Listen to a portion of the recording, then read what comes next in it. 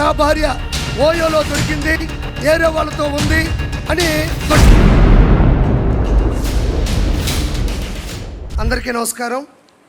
1995లో పార్టీని కాపాడిన తండ్రికి, 2024లో ఓ రాక్షసుడి నుండి రాష్ట్రాన్ని కాపాడిన తనయుడికి ధన్యవాదాలు, శతకోటి వందనాలు. ప్రత్యర్థులు చేసే తప్పుడు ప్రచారాలని, తప్పుడు ప్రసారాలని, తప్పుడు ఆరోపణలని, మార్ఫింగ్ వీడియోలని ఎప్పటికప్పుడు సాక్ష్యాధారాలతో తిప్పికొడుతూ వాస్తవాల్ని ప్రపంచంలోని జనాల ముందు నిలబెడుతున్న తెలుగుదేశం సోషల్ మీడియా గురించి ఈరోజు మనం మాట్లాడుకోవాలి. బాబు గారిని ఆదరించేవాళ్ళు, బాబు గారిని అభిమానించేవాళ్ళు, బాబు గారి విజన్ని ఆరాధించేవాళ్ళు, ఆయన ద్వారా లబ్ధి పొందిన వాళ్ళు ఈరోజు లక్షలాది మంది స్వచ్ఛందంగా సోషల్ మీడియా నిర్వహిస్తున్నారు. ఒక్క రూపాయి కూడా తీసుకోకుండా తెలుగుదేశం పార్టీలో చాలామంది సోషల్ మీడియా నిర్వహిస్తున్నారు.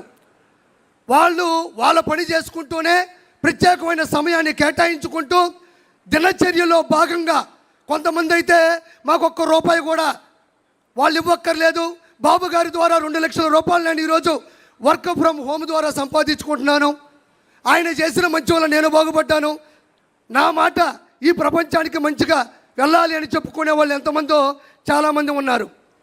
ఈరోజు ఇంకా చెప్పుదలుచుకుంటే సోషల్ మీడియాలో వైఎస్ఆర్సీపీ చేస్తున్నది ఉద్యోగం, సోషల్ మీడియాలో తెలుగుదేశం పార్టీ చేస్తున్నది ఉద్యమం, స్వచ్ఛంద స్వాతంత్ర్య ఉద్యమం, స్వేచ్ఛగా చేస్తున్నారని మరోసారి మీకు నేను చెప్తున్నాను. వాళ్ళు విచ్చలవిడిగా ప్రసంగాలు చేసినా, అతను ప్రసంగా మాట్లాడినా, సోషల్ మీడియాలో దారుణాతి దారుణమైన పోస్టులు పెట్టినా, ప్రెస్ మీట్లు పెట్టినా, బూతులు మాట్లాడినా, అవమానించినా ఏ ఒక్కరూ మన వాళ్ళు సంయమనం పాటిస్తున్నారు తప్ప తిరిగి ఆ విధంగా ప్రవర్తించట్లేదు. దానికి ఉదాహరణ నేనే. నా భార్య ఓయోలో దొరికింది, ఏరే వాళ్ళతో ఉంది అని దుష్ప్రచారం చేసి ఆర్టికల్ను చిత్రీకరించి పెడితే నాకు కోపం వచ్చి మాట్లాడదాం అనుకున్నా. కానీ మా నాయకుడు వెనక నుంచి అటు కొట్టాడు. అది మనం చేయకూడదు, అది మన విషయం కాదు, మన పసుపు సైన్యంలో అది లేదు అంటే వెనక్కి తగ్గినటువంటి ఆలోచన నాది. ఇది ప్రత్యక్ష ఉదాహరణ. దీనితో పాటు గ్రామ స్థాయి నుండి, మండల స్థాయి నుండి, జిల్లా స్థాయి నుండి, రాష్ట్ర స్థాయి నుండి, ప్రపంచ స్థాయి వరకు కొన్ని కోట్ల మంది లక్షలాది వాట్సాప్ గ్రూపుల ద్వారా, స్టేటస్ల ద్వారా, యూట్యూబ్, ఫేస్బుక్, ఎక్స్, ఇన్స్టాగ్రామ్, సొంతంగా యూట్యూబ్ ఛానల్ ద్వారా సామాన్య ప్రజలకి సమంజసంగా విషయం వెళ్ళేటట్టు ప్రచారం చేస్తున్న ప్రతి ఒక్కరికి ధన్యవాదాలు. ఇక్కడ మనం ప్రముఖంగా చెప్పుకోవాలి. వాళ్ళు ఎలా విష ప్రచారాలు చేశారు అంటే, గూగుల్ డేటా సెంటర్ డేటాకి మైండ్ అప్లై చేస్తే అది గోడౌన్ తాళం వేసుకొని వెళ్ళిపోతారు. డేటాకి మైండ్ అప్లై చేశారు వాళ్ళు, మన వాళ్ళు సోషల్ మీడియా అప్లై చేశారు. తర్వాత ఆ రోజు రాత్రి అంతా దాగిపడుకున్నారు, అది వేరే విషయం.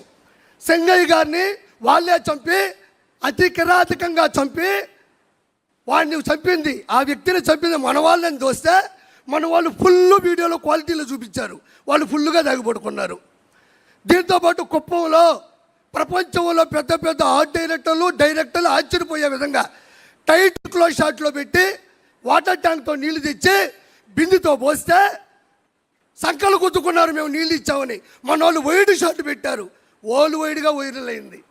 తర్వాత వాళ్ళకి వైరల్ ఫీవర్ వచ్చింది. దీంతోపాటు తల్లికి వందనం, స్త్రీ శక్తి, దివ్యాంగ శక్తి, అన్నదాత సుఖీబాబా, మెగా డిఎస్సి 16,743. దీంతోపాటు విజయవాడ వరదలు, మంతా తుఫాను, ఒకటి కాదు నాయన, బాబు గారు అక్కడ ఇచ్చారు అంటే రెడీగా ఉంటారు. జులై సినిమాలో బ్రహ్మానందంగా దొరికిపోతూ ఉంటారు. అది వాళ్ళ ప్రత్యేకత. నేను ఇక్కడ ఇంకో గొప్ప విషయం చెప్పాలి. అన్న లోకేష్ అన్న కూడా వచ్చాడు. సార్, చాలామంది ఎన్నిసార్లు ఈ విషయం చెప్పారు నాకు తెలియదు, కానీ అప్పట్లోనే ప్యాన్ ఇండియా సినిమా ఒకే ఒక్కడు. ఆ ఒకే ఒక్కడు సినిమా తీసింది ఇన్స్పిరేషన్ నారా చంద్రబాబు నాయుడు గారు. ఎంతమంది చెప్పారో నాకు తెలియదు. ఇది శంకర్ గారు, ప్రొడ్యూసర్ గారు, అప్పుడు డిస్ట్రిబ్యూటర్లు, ఎగ్జిబ్యూటర్లు చెప్పినటువంటి సత్యం. ఆ సినిమా ఒకే ఒక్కడు. ఒక్కరోజు సీఎం అయితే ఆ సీఎం ఏం చేస్తాడు అనేది ఆ సినిమా తీశారు. Super duper hit.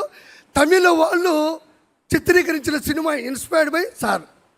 అయితే నేను ఎందుకు చెప్పానంటే ఈరోజు నారా లోకేష్ గారు మేము సోషల్ మీడియా ద్వారా ప్రతి ఒక్క విషయాన్ని మేము తొక్కి తోస్తుంటే మేము చేస్తున్నాం సోషల్ మీడియా. కానీ అది పూర్తయితే ఆ ప్రక్రియ పైకి వెళ్తే చాలా ఆనందంగా ఉంటుంది. ఈరోజు పునర్విక కావచ్చు, అదే స్కూల్లో అన్నం బాగా లేకపోతే కావచ్చు, లేదంటే ఇతర దేశాల్లో బానిసత్వంలో నలిగిపోతున్న విషయాన్ని కావచ్చు, మేము అలా తోస్తే రెడీగా ఉంటారు నారా లోకేష్ గారు. అలా రావడం బుద్ధౌ తేయ్ అంటే మేము ఏం చేసినా సపోర్ట్ చేస్తున్నారు. ఎందుకనంటే ఒక్క రోజులో సీఎం అయినటువంటి హీరో అర్జున్ గారు ఎలా చేశారో సేమ్ ఈరోజు నారా లోకేష్ గారు వచ్చినట్టు పరిష్కరించు వెళ్ళిపోతున్నారు. ప్రతి ఒక్క దగ్గర మొబైల్ ఉంది. బాబు గారు చేస్తున్న ప్రతి మంచిని బయటికి తీసుకెళ్ళి పూర్తి సమర్థవంతంగా 2029లో బాబు గారిని మళ్ళీ గెలిపించుకోవాలని మనస్ఫూర్తిగా కోరుకుంటూ థ్యాంక్ యూ సో మచ్.